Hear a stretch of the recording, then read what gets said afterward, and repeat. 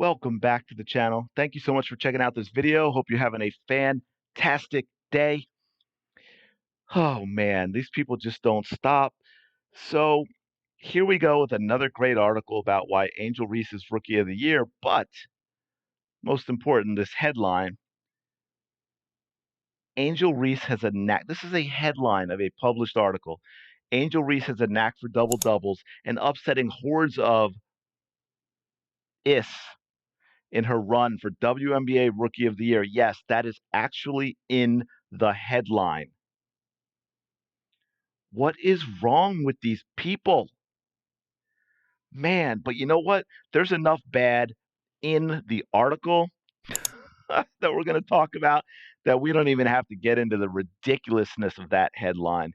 I mean, I just feel bad for anyone who's in this person's life because how miserable a human being can you possibly be? That's what you think about. And one of the reasons I wanted to do this too is because it's stuff like this that is getting pushback now. People are tired of it. And that's why I was so annoyed with the Lynn Dunn interview when she had the gall to be upset and mortified at the quote unquote attacks coming from the Caitlin Clark fans toward the Olympic Committee and so on and so forth. Well, Lynn, this is the stuff they've been dealing with since Caitlin Clark got into the WNBA. People who write articles like this and call her entire fan base a really bad thing with no evidence to support it at all. People are getting sick of it. I mean, like, I won't be mad if Reese hoists the trophy because she's a worthy contender. No, she isn't. I'm not proud of this part, but watching her haters go berserk has some appeal too. Well, I think you ought to be proud of it considering the headline. Yeah, I'd say you're proud of it. But talking about Rookie of the Year, two clear frontrunners have emerged, and it's no surprise that Indiana Fever guard Caitlin Clark is the odds-on favorite ahead of Chicago Sky forward Angel Reese. Well, she should be, and there really aren't two frontrunners. But anyway, here now we'll get into some good stuff, right? Here's the projection and the nonsense. Clark was virtually anointed MVP entering the league, so winning Rookie of Year was supposed to be a given. I don't know anyone that anointed her MVP. Do you know anyone that anointed her MVP? Over exuberant fans and media. Yes, yes, he said, and media have acted like breathing too hard on Clark should be called a foul. Okay. All right. Well, I don't want to go through a ton, but I found a couple to dig out because there were numerous ones like this earlier in the year. This was not called a foul at all. Not even called a foul. Not even called a foul. So maybe it's stuff like this. Now that's it. By the way, I can tell you as someone who's blocked a few shots, not at the highest level, but I have blocked a few shots. You don't need to follow through with your arm like this. That is a full on swing through, and that is a forearm to the face that snaps. Look at her, how much that snaps her head back. Bam. That hurts. Not called. Not called at all. I mean, you could make an argument for a flagrant just for the blow to the head. I mean, that's not much different than what Angel Reese did, to be fair. I think Angel's is a little harder and a little more purposeful, as we'll see, but at least it was called. This wasn't even called anything. This was not called a foul. There were numerous instances of plays just like that early in the season. That's what people had a problem with. They weren't upset that if you breathed on Caitlin, it should be a foul, and it wasn't. Right? And I mean, who can forget this? Who can forget this? Right? It's a dead ball. Yeah, that was necessary. Oh, by the way, that was just called a regular foul in the game. Sure, after so much backlash, because that was basically assault, the WNBA upgraded it to a flagrant one after the fact, which doesn't do anything because she's got to accumulate a bunch of those for it to be a problem. It was clearly a flagrant two, and she should have been suspended. But in the game, and by the way, right out of the screen, basically where Caitlin is, was the official who was standing right there and watched this happen and called it a regular foul and never even looked at it. Not that he should have to look at it, but it's a dead ball. It's automatically a flagrant. She should have been tossed out of the game. And the fact, I mean, look right here. She curses at her before she does it. I mean, this is no in the heat of the moment, the play's running on, and you foul somebody with a little extra. No, this is assault. This is a mugging on the street. Mugging on the street right there. Now, this is really important too, because this article, sorry people, I gotta go at Angel a little bit, but hey, they keep doing this. This article is about Angel Reese, and you saw how Caitlin Clark's fans, or how he defined Caitlin Clark's fans in how they feel about or treat Angel Reese.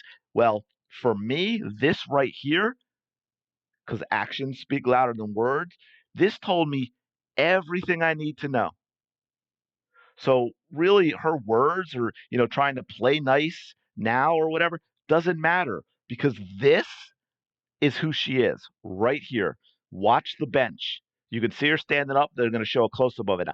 That was on the Kennedy Carter hit. It was a dead ball. Kennedy Carter assaulted Caitlin Clark from behind, and this is how Angel Reese responded. I'll let that sink in for a second. Is this a good person? Is this a role model? I don't care who she is, what color she is, or anything else. It's going to be a long, long time, and a lot of things that would have to be done for me to have ever even think about a favorable opinion of someone who does this. And it continued at the break, as you will see, right there. Look how happy she is. Look how happy she is that happened. I want you to think about that. Let that sink in. And this is who they are defending as if she is the victim. That is absolutely insane. And this, let me go back one. Again, we don't want to forget this now, do we?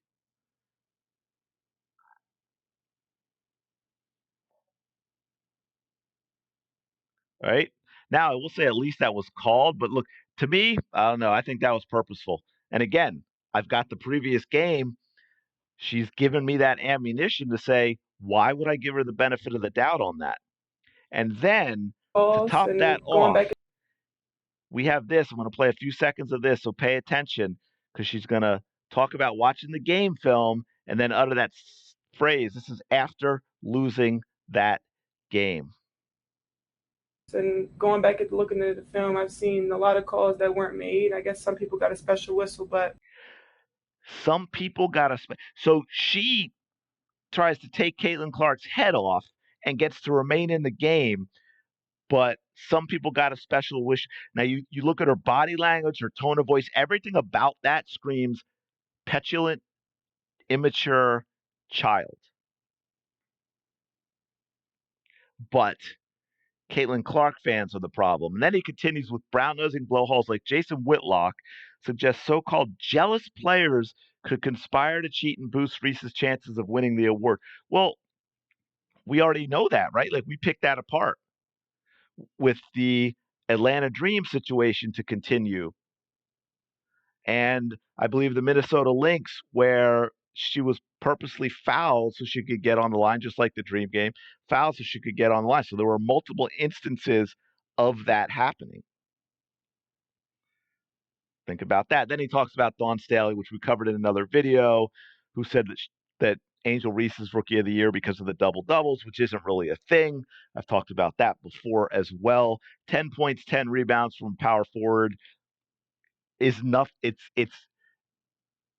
standard, right? We looked at in another video, and I can't remember the number off the top of my head. I would have checked it if I thought I was going to mention it, but I believe you'll get the idea. The point was there was a point in time, I think it was when Caitlin had her triple double, and they said there were like 127 points, rebounds, double doubles in the WNBA up at that point, and there were like 19 points and assists double doubles, right? So much, much less common. The double doubles with rebounds, pretty common. Double doubles with points and assists, not very common.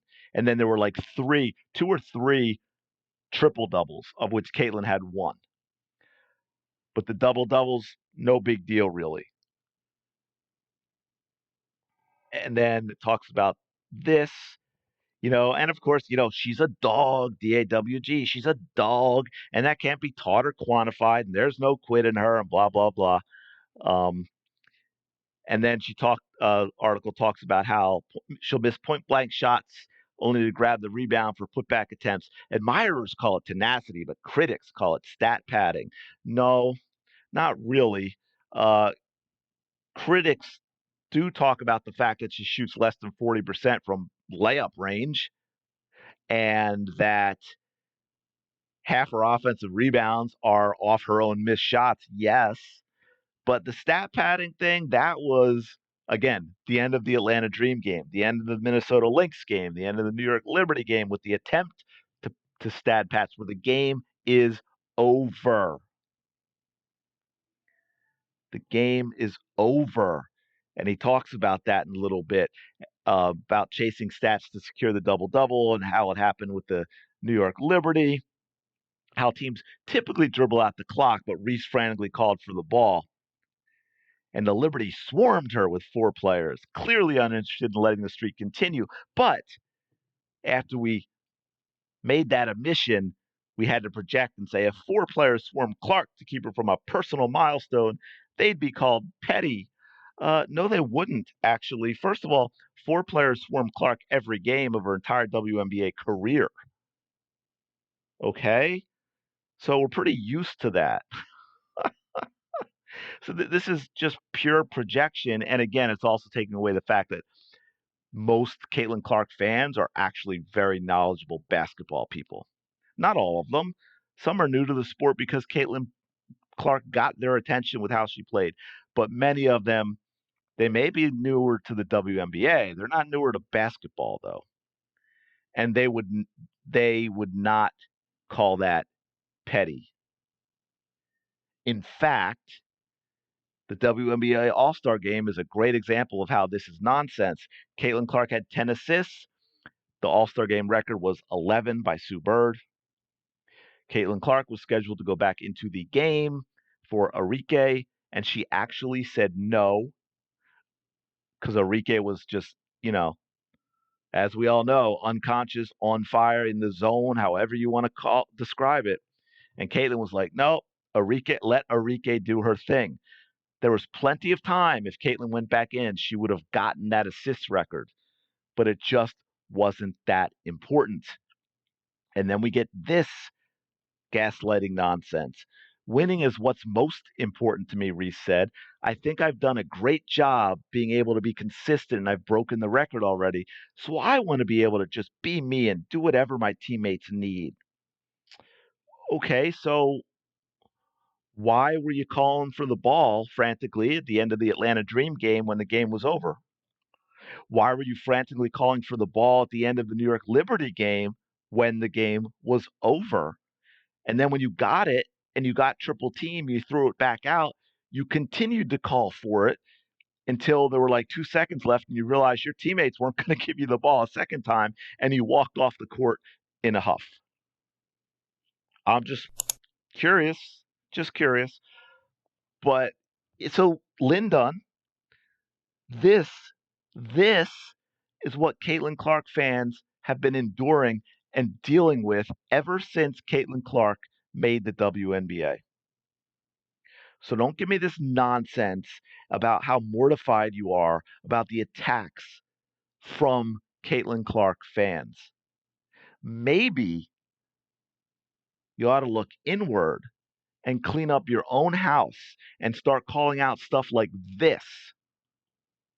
Start calling out Monica McNutt. Start calling out Cheryl Swoops and Dawn Staley and so on and so on and so on. And this writer right here who called an entire fan base a very nasty word in the headline with no proof whatsoever. But I showed you clear as day on video as to why a lot of fans might not really like her all that much. And it's because of behavior. But I'm going to leave it there. Let me know your thoughts in the comments below. Thanks so much for checking out this video. I really do appreciate it. And I will talk to you later.